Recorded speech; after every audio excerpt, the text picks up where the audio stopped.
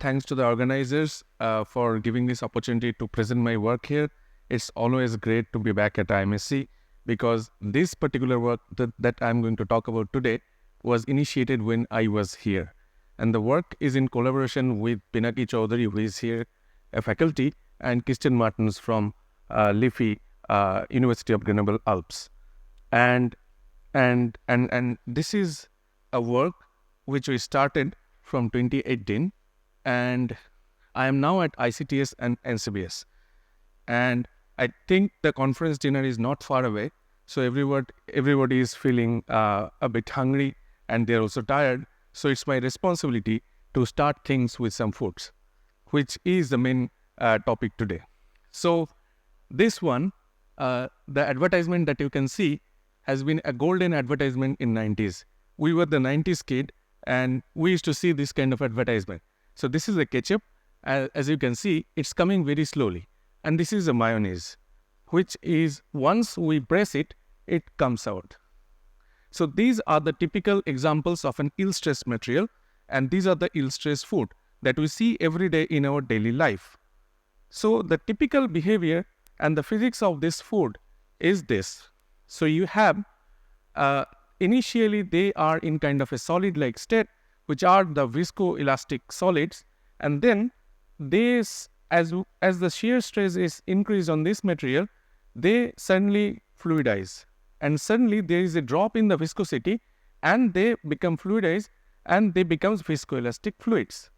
So the question is, do we understand this regime where there is a sharp drop in the viscosity? And how to understand this behavior of yielding? So this is the yielding transition, and the kind of material that you can see, these are all amorphous in nature. So we want to address this yielding transition. I think many of our earlier speakers have talked about this, but this is we are going to address the same question using molecular simulations. And as these amorphous materials, they vary in size, they appear in different forms, shapes, and things can be athermal, things can be thermal as well, depending on their size and shape. And these are the typical behavior that this class of materials show. So this is the typical load curve, this is the flow curve.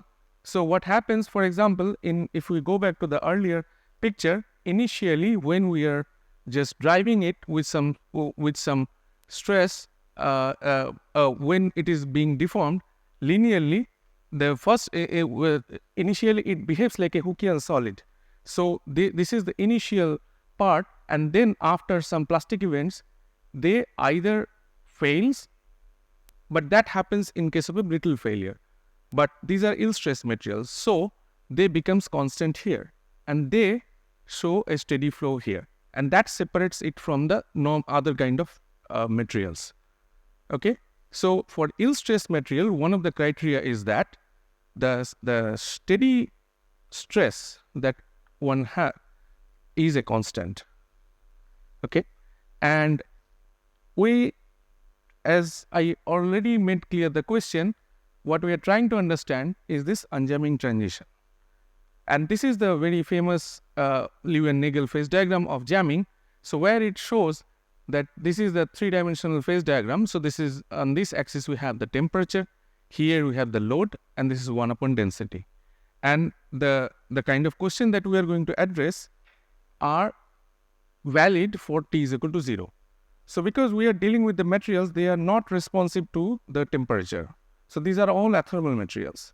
So we are at t is equal to 0. So that's basically the blue plane.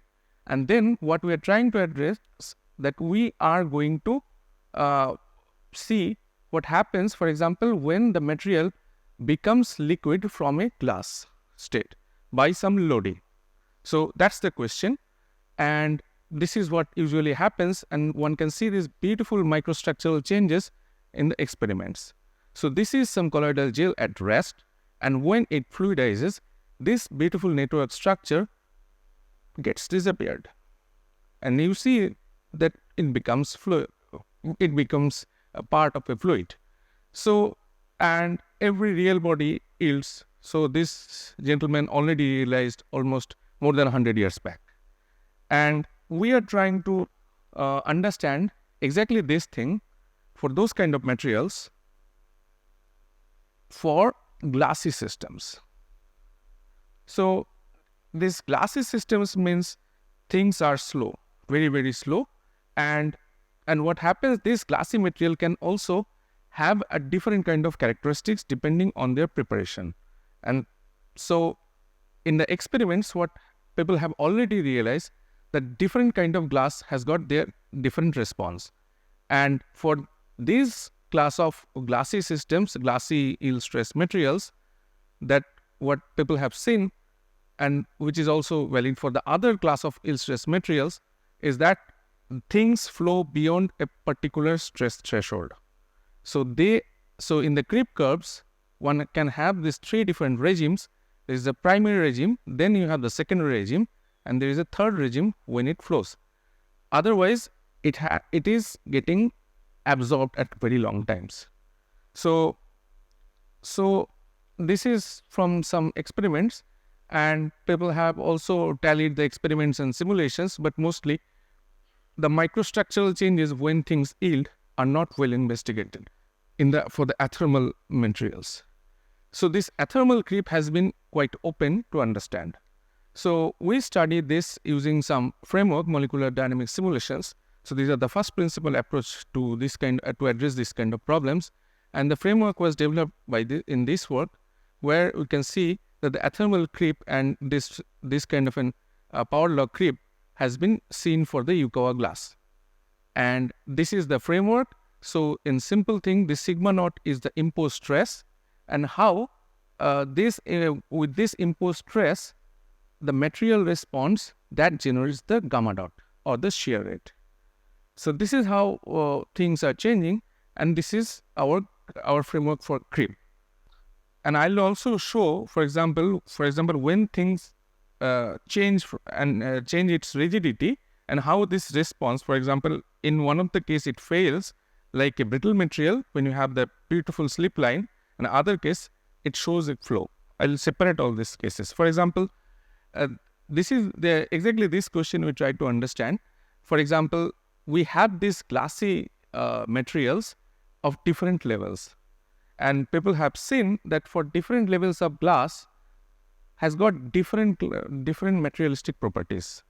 And in the earlier works, people have seen, for example, if someone is having low energy glasses, they behaves like a brittle materials, while the high line states, they behave like a ductile material.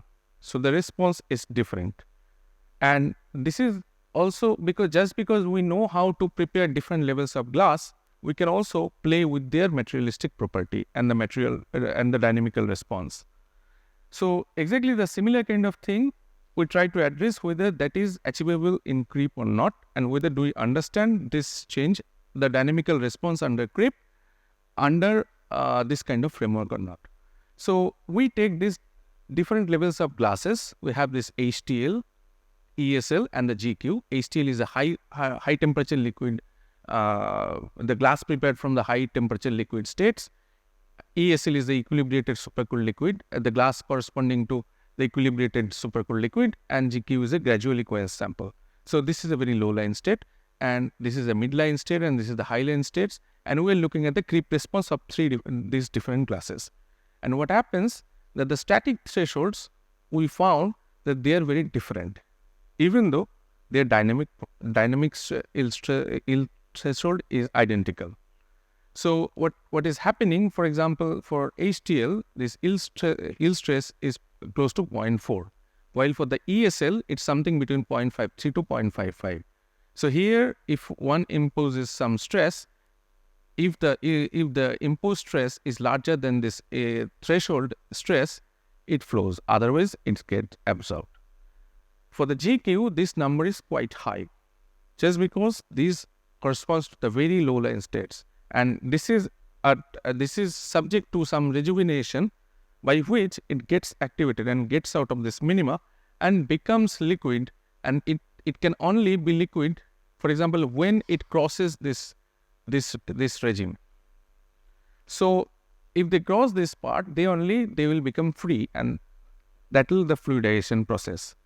So that's the energy hypersurface, and we try to understand the same thing from microscopic point of view. So this is what happens. For example, if we have this kind of a material, and this is what this GQ sample we test with, and we are putting some stress in two different cases. In one of the case it's flow, another case it's non-flowing, and the amount of stress and its difference is infinitesimal. So in terms of the value, in one of the case it's the applied stress is 0.79, another case is 0.795. So the stress difference for these two cases are of the order of 10-3. So it's a very small amount of stress, but that is leading to a very different outcome. In one of the case, the material flows, another case it doesn't. So what we are showing here are the local fluidizations. So if a zone has fluidized, it will turn from blue to red, from red to blue, or if it remains in the stuck, it will be red. So what we can see, for in the non-flowing case, there is a percolating backbone. Up to this point, in most things are identical, and then for this non-flowing case, you see this backbone, but here that backbone gets dilated and the system achieves a flow. And this is the distribution of this local overlaps.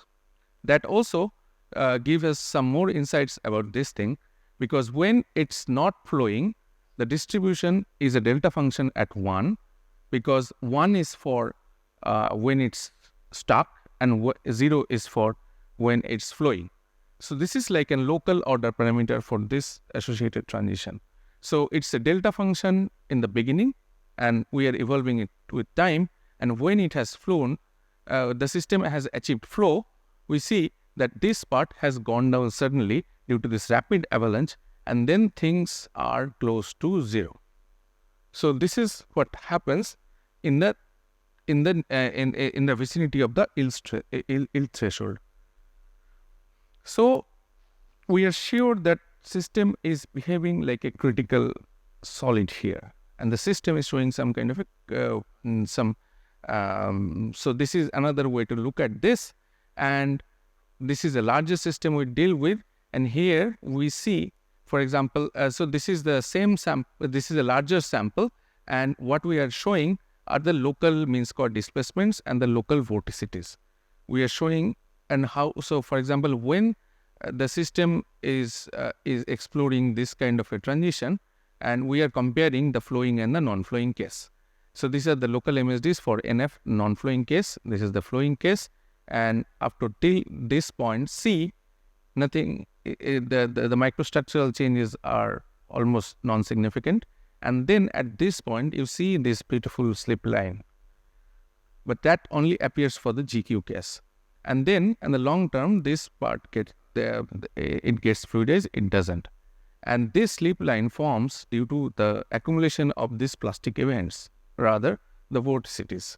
So you have these vorticities and its accumulation that actually creates the slip line. And this slip line not only appears at the microscopic scale, but it also shows some scale-free nature. So if we just change the coarse graining scale, we can see the slip line at different coarse graining scales. Yes. T is like curve of flow velocity.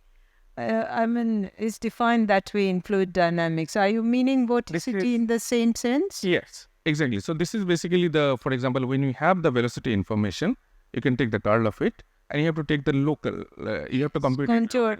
But then why should it form a vortex? Is there any reason why it should form a vortex? Well, for example, from microscopic point of view, for example, these are collisions. For example, when the material is getting stressed, so it will induce the local collisions, because after all, it's the mobilization that will make the system flow. So for example, when this local collisions will happen, and that will somehow have some randomized effect, and that will lead to some local changes. These are completely stochastic in nature. These are the plastic events, And these plastic events, and only it's, for example, when they self-organize, only when and that length scale of that change spans the whole system size, then only you see the Understand, but my point was that these clusters, these little dislocations, if I wish to Yeah, call these are them, will come and align themselves, and then I mean to call it a vorticity, which has a different. I mean, are we very sure? That's what vorticity is just by definition. This is basically system spanning length scale that you see. Vorticity is by definition, and so the response at all scales matter. So we see this zip line that is happening at all scales, and things are critical just because the system is responding at all scales. And this is also seen at a macro scale. For example, if one does the experiment with different samples nearby the threshold, some of the samples show failure, some of the materials doesn't show failure in the vicinity of the yield threshold. So this is what this bifurcation can be seen at the macro scale. In the micro scale, what happens if one tries to understand the local persistence, and these are the local time fluidization time scales if one tries to compute. So this is a time scale associated to some local fluidization. So that is defined over the local mobilization. So if some region has got some displacement which is larger than some threshold, we call this region has fluidized. So then it will turn to white. And at what time? That will give us the fluidization time scale. So when we have this black region, these are basically non-flowing regimes because these are having a very high fluidization time scale, which is much more than the observational time scale. So, and this backbone appears at all scales. So 1, 2, 3, 4 are corresponding length scale associated to this corresponding scale. And this is for the case when it doesn't flow, and when it flows, that we don't see that region, that backbone.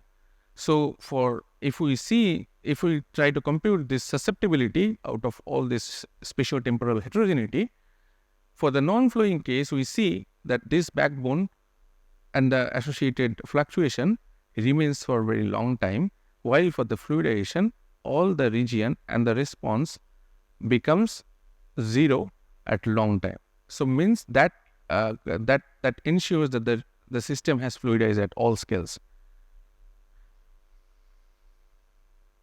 So now we are trying to address another question that if the system is critical at this point, so what is the nature of these fluctuations? What is the nature of these critical fluctuations?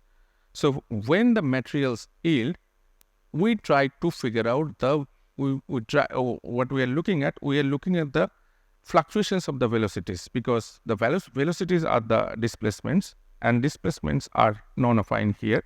We are looking at the non-affine displacements and its fluctuations, and those are non-Gaussian in nature. So what we are doing here, with the time, we are probing the velocity distributions, the non-affine velocity distributions with time, and their associated behavior of its moments. And we recently have figured out a good measure of non-Gaussianity, which is based on the information theory. And this measure, we have shown that this is much more efficient than the conventional measure of non-Gaussianity. And that was originally proposed by Solomon Evan, Sanjay Kumar, and R. Simon. So, and this relative entropy measure, relative entropy-based measure, that actually computes the non-Gaussianity of these distributions and its evolution with time. So what happens at every point, we are computing the distributions, and the construction is very simple. At every point of time, we have got some distribution. We have to find out its nearest Gaussian. So in the nearest Gaussian consists of it's a Gaussian with the same first and second moment identical to the given distribution, given non-Gaussian distribution. So this is how we compute for example, if we see that this distribution, this red line is the nearest Gaussian, And the statistical distance between these two distributions will give us this non-Gaussian parameter. And this is the behavior of this non-Gaussian parameter as a function of time for 3 different states. So what happens for this GQ case, in this case, we are imposing the same stress value to all 3 different levels of glass, and in the end, they becomes identical. And as all these different glass loses its memory, and they becomes identical, but their transients are very different. Here, for the GQ case, we see that these 2 prominent timescales are there when this non-Gaussianity becomes significantly high. So there is a first time scale around this point which is not very significant. So there exists one first peak, and the second peak appears somewhat here, close to this point. And for the ESL, we see that these 2 peaks are there, but the difference between them are less. For HTL, these 2 peaks have merged and becomes one. Okay. And for example, if we want to probe this behavior for a single state, but for different values of stress, what we see here, the second time scale becomes very responsive to the imposed stress, and the velocity inhomogeneity is very different for different values of the imposed stress. And the question then becomes, what is the typical behavior of this, and can we make out some predictions based on this behavior? So the key observation of this investigations was that we figured out that the 2 time scales exist. The second time scale is important, and this is responsive to the imposed stress, and the third point was this steady state velocity inhomogeneity, and that is dependent on the stress. And this is what we get. So this is the imposed stress value, and this is the steady state non-Gaussianity, and that shows very surprising behavior. So now this is behaving like, so this is this log of delta S and G that linearly depends on this 1 by sigma. And recently we also did the similar kind of investigation for a passive fluid, and there also we saw the similar kind of behavior is there. So, and which is very surprising, that even the behavior of this liquid state inhomogeneity is very similar for the passive fluid as well as the driven fluid. So this seems like this negentropy or this quantity is showing some kind of an universal behavior. Question we are investigating now: can we see the similar kind of thing in case of some active fluid as well? We'll have answers of that within very soon.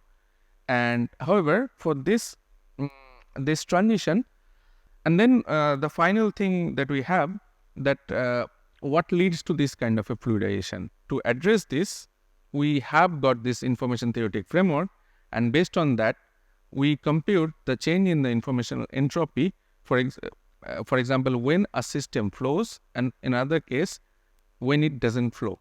So what we are comparing here, so this F stands for the flowing, NF stands for the non-flowing, and this Vx are the velocity distribution. So we are comparing the distance between the instantaneous flowing, the velocity distribution in the flowing state and the non-flowing state, and that will give us the entropy production. And that also shows that this will have a discontinuous jump at the static yield stress. So this is what the nature of the transition is. So, and this analysis is based on some of this non-Gaussianity, because that's a spontaneous question that one can ask, that how to realize this non-Gaussian regimes. So, and this entire transition can be, because that's the dislocations that happens. So to understand those rare events, because I said these plastic events are very stochastic in nature, But question, and also what I said, that their spatial accumulation finally leads to the failure. That could be understood using this investigation, where we are showing that these extreme velocities or the extreme displacements, which are beyond 2 sigma and 3 sigma, are responsible for this kind of a failure.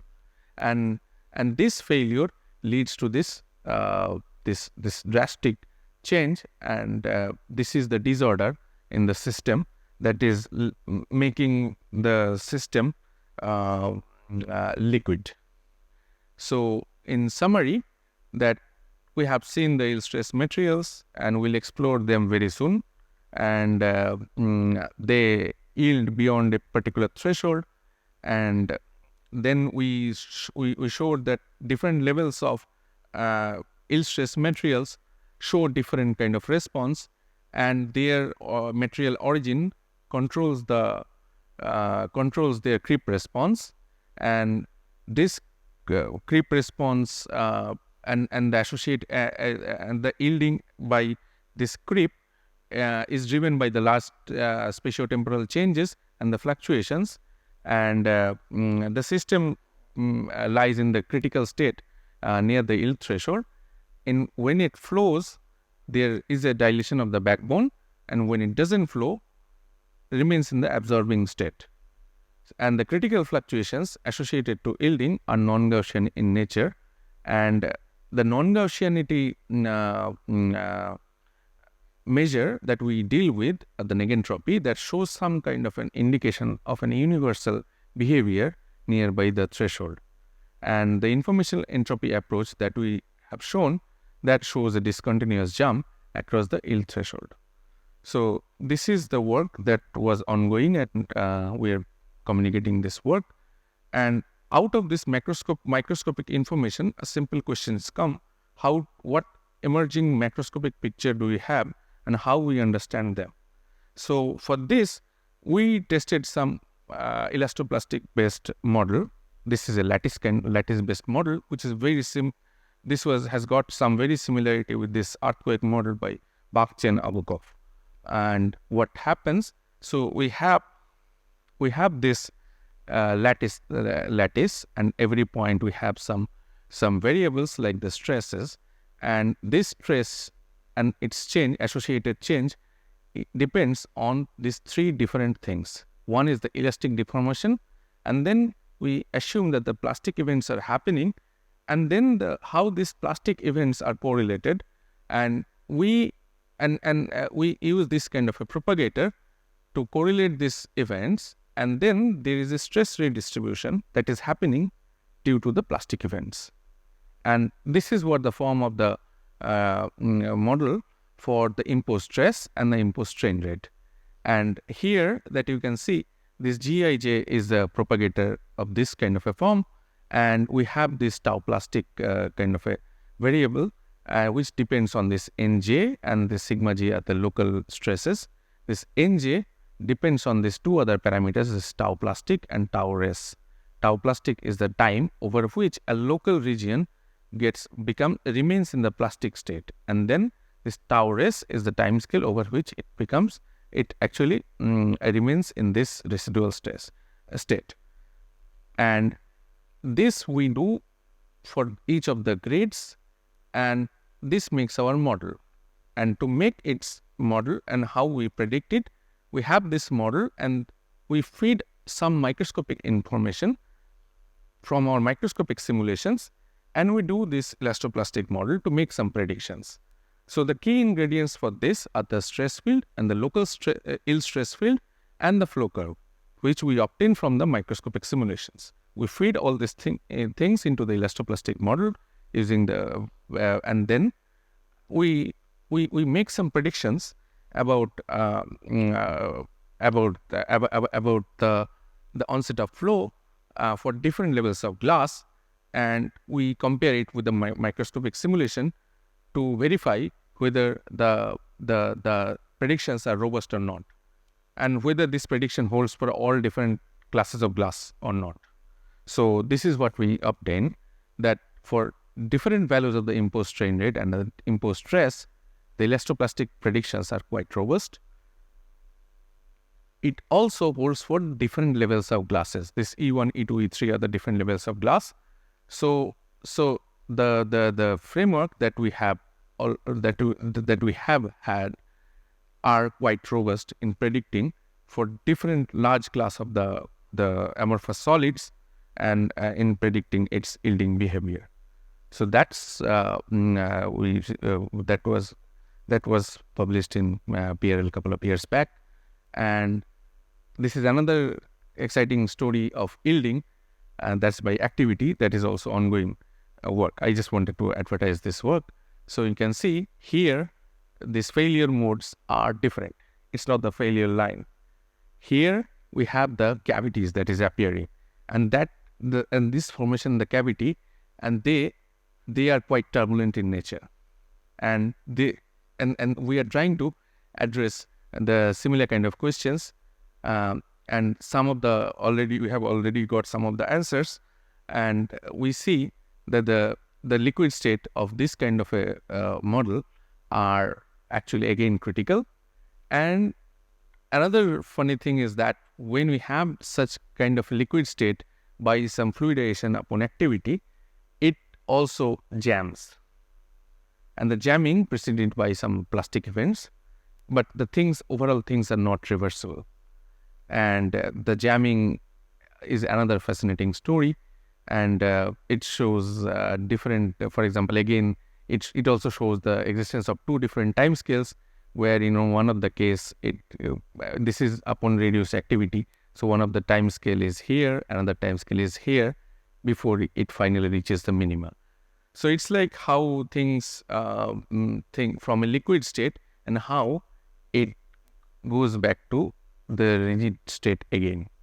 So these are the exciting stories. And to make a conclusion out of all this work, so we have seen that the elastoplastic predictions are quite robust in predicting the failure or the yielding in this in large class of amorphous solids.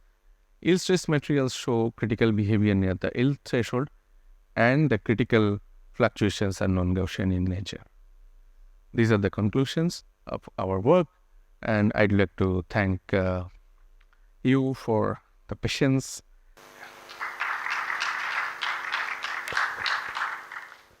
So questions?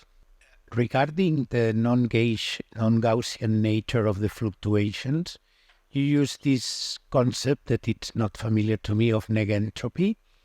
Can you give some physical insight on the meaning of negentropy, please? Yes.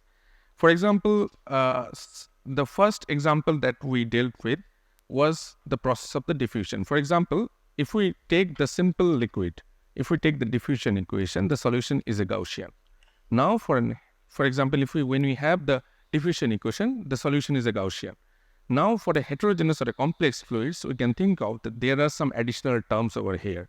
So that will make non-Gaussian, right? So now, in one of the case, it's fully diffusive. Another case, it's not. It's complex. Now, the way we have defined this negentropy is based on that picture, because when we have this PNG, or the for example, if we are given some non-Gaussian distribution PNG, every time we are constructing its nearest Gaussian. So, for example, when we treat this complex fluid example, it's actually taking care of its nearest diffusion and trying to understand, because the Gaussian are always having the maximum entropy. So that will make it a positive definite quantity. So this is what the definition is actually taking care of a distance from its maximally disordered state every time. So for that, the complex fluid example, so whenever we have this additional term, if we operate this measure with time, what it will show, for example, we have this, I can show you the exact thing.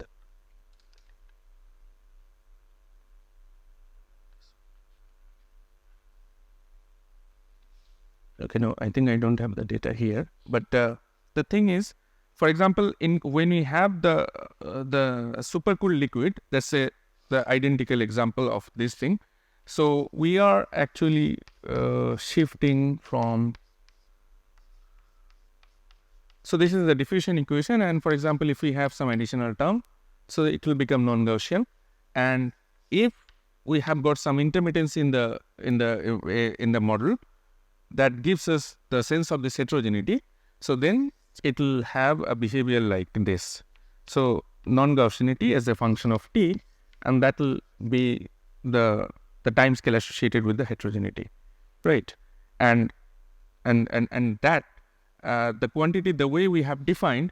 So this is, for example, if we have this distributions, any distribution PNG of x, we have to first construct this nearest Gaussian of this thing using the first and second moment of this quantity every time. So this is the constructions, and the quantity that will deal that will extract the information associated with this heterogeneity. Is it clear, or maybe we can discuss more? Yes. This is that even if they are non-Gaussian, your distributions remain symmetrical around zero. This is because there is those symmetries are intrinsic to the system. This is shifted. This is shifted. For example, if there's any drive, but because the constructions, for example, you can see, even though they are not symmetric, for example, it can happen that this is skewed in one side, but no, Doesn't seem to be. no. I think you are asking about this, right?